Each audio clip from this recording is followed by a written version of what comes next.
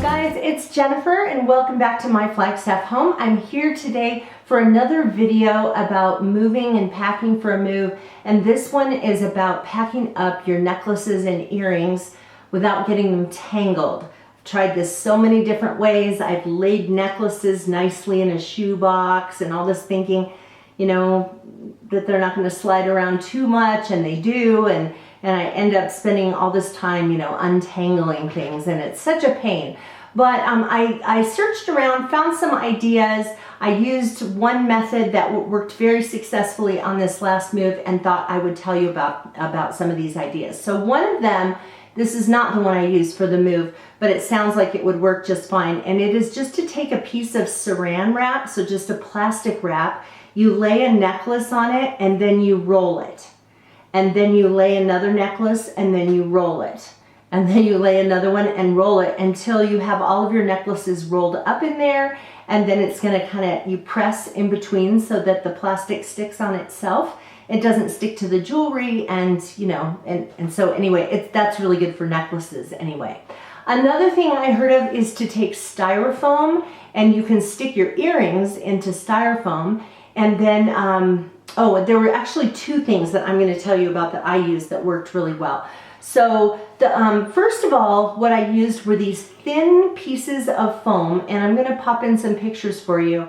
So this was for my earrings, and so I took them, and a lot of them were hook kind of earrings. You know, I didn't bother with the ones that are posts. Obviously, they're probably not that, well, unless they're really long and dangly, they're probably not going to tangle too much. But anyway, so I just stuck my earrings into the foam, as you can see here in this picture, and then I flipped it over and put some packing tape on the back just to hold it in, because they will wiggle around and sometimes wiggle out of that, and you don't want to lose any of your earrings in the process. So this was really nice. And then I would take several of these, a few layers of these sheets of foam, and I taped them together so that they all kind of you know, all stayed together in that. So that worked really well for my earrings. And then another thing I did with my necklaces is I found a piece of cardboard, and the cardboard already had these folds in it, so that it had 3 sections that could fold over like this. And what I did is I laid down about 5 necklaces at a time, and then I took a strip of packing tape and stuck it over the top part, and I'll show you a picture right now.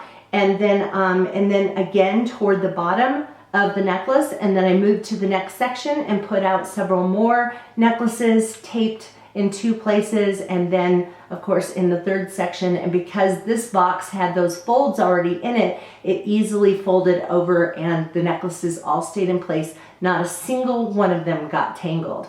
And then finally, for my chunkier necklaces, they're not really going to get tangled in themselves like little thin chains getting tangled up and knotted up, but they can get kind of tangled with each other. And so for this one, what I did is I used a toilet paper roll. Let me pop in a picture of that for you.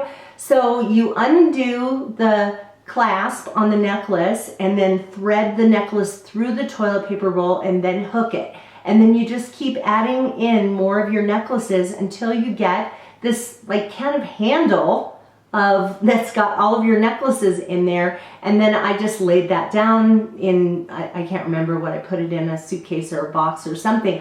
But those were great too. And like I said before, not a single piece of jewelry got lost. Not a single thing got tangled up in something else.